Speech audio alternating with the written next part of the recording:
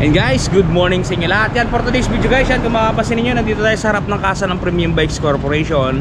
Ang araw ngayon ay Sabado guys. For today's video guys, yan, magre-release tayo ng ating Yamaha Sniper 2026 na to guys. Kasi 2026 na ngayon Ito ang i-release natin guys, si Saiyan. Dito sa video na to guys, syempre pag-uusapan natin yung actual inclusion ng unit. Yan, paano ba siya ina-activate, ano ang kanyang sound check, at syempre hindi mawawala dyan ang kanyang presyuhan. Para doon sa mga nagpaplano, nagbabalak kumuha ng Sniper 155 ngayong 2026 guys, ito na ang video na para sa inyo. Okay, bago natin banatan yan, bago natin tirahin at kinain, syempre intro muna tayo.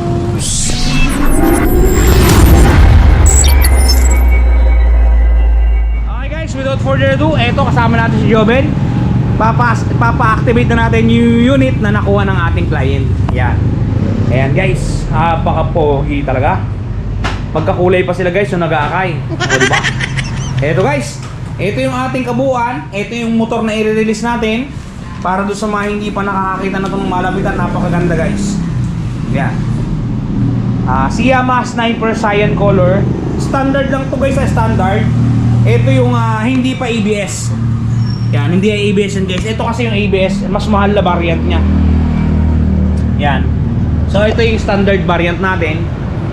Alright. Yan guys, pagka kumuha kayo na yung ganyan, nailagay na natin yung side mirror, ganitong itsura. Yan. Ganyang itsura ng kanyang side mirror. Yan. Ganito itsura ng kanyang susi guys, para doon sa mga hindi pa nakakakita. Yan. Napaka simple lang ng susi niya. Yan.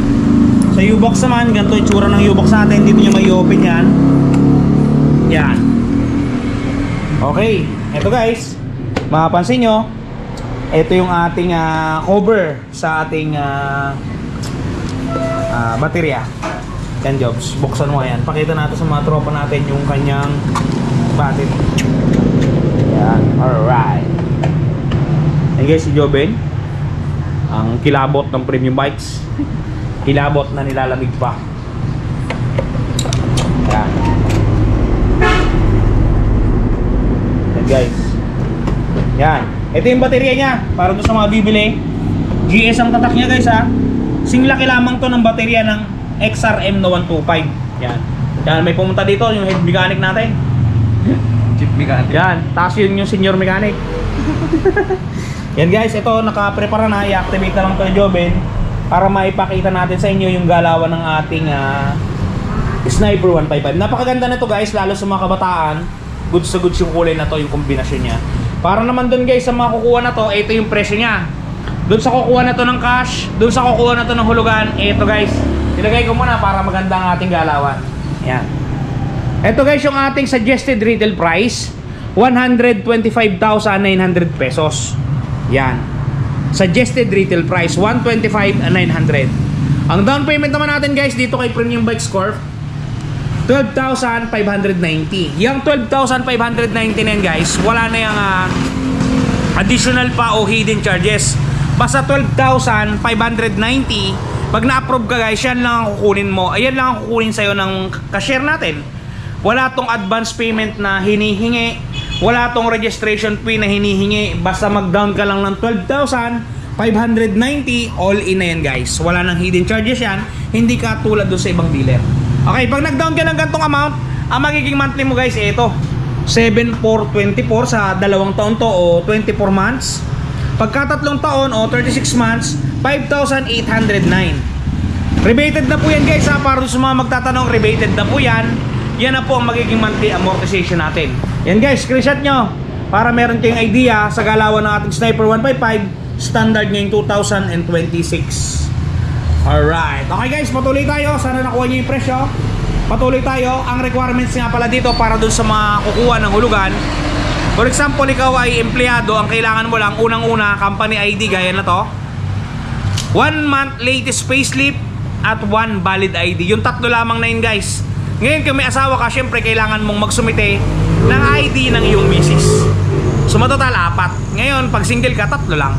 Yun lang guys. Tapos meron lang tayong turnaround time na pinakamatagal ng processing natin ay 2 araw. Minsan nakukuha siya ng isang araw pero pinakamatagal natin 2 days. Yan, napaka convenient na. Yun lang, pagka nakapag-apply ka, hihintayin mo na lang, dire-diretso na yun. Sa pagbabayad naman, pupunta ka lang dito sa kasa natin, pwede kayong magbayad direct kay cashier, pwede rin kayong magbayad sa 7-Eleven. Marami tayong payment option, guys.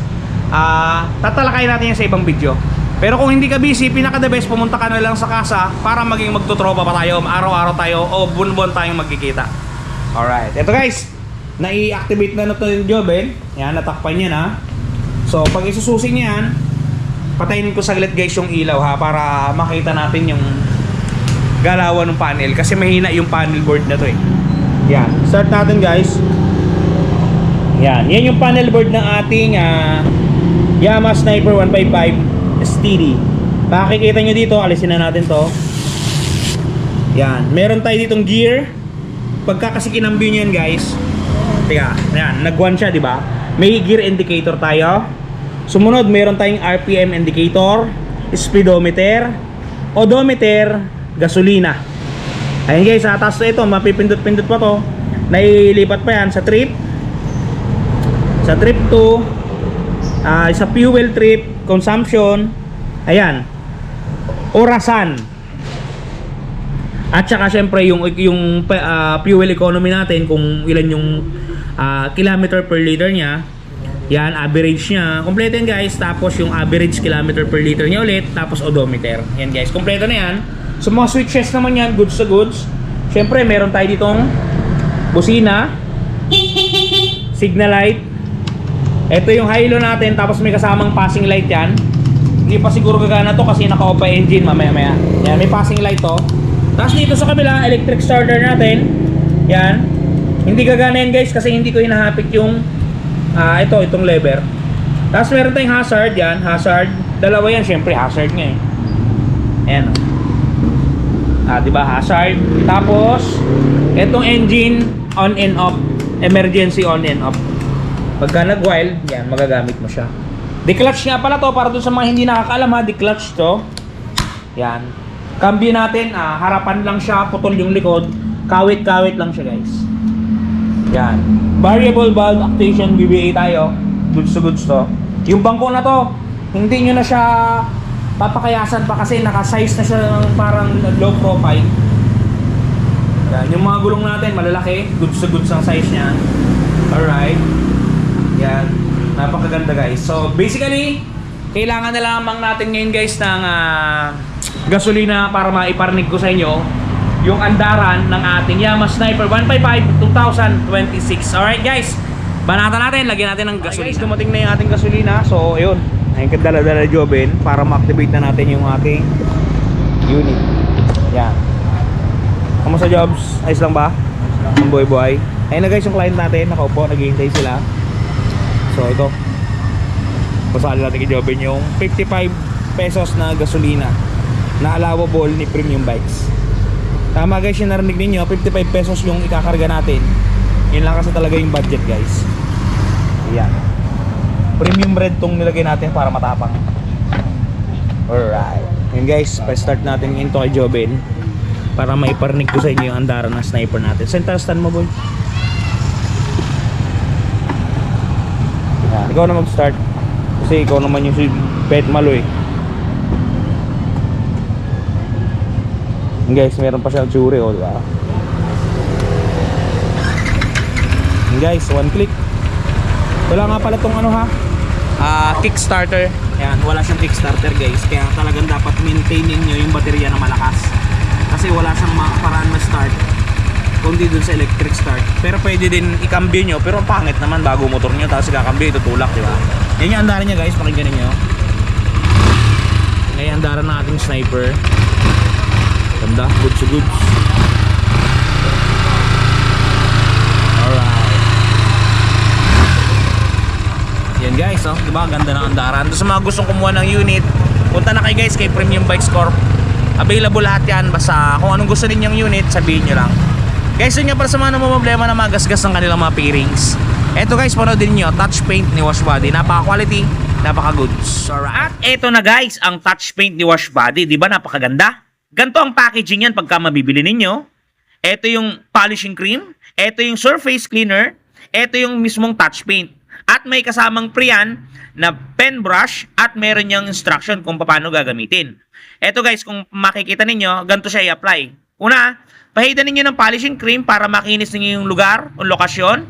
Sprays ng surface cleaner. At syempre, i-apply natin ang ating touch paint.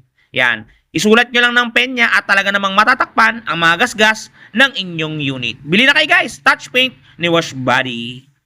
Yun guys, napaka-quality ng touch paint na yan. Kaya kung ako sa inyo, i-try nyo na ang touch paint ni Wash Body. Nakakabura yan ng mga gasgas ng inyong mga pairing sa murang halaga. Okay guys, hanggang dito lang muna ang video natin. Ingat kayo palagi at palagi kayong magpapakasaya. Si Rob TV. Bye-bye! Shoo!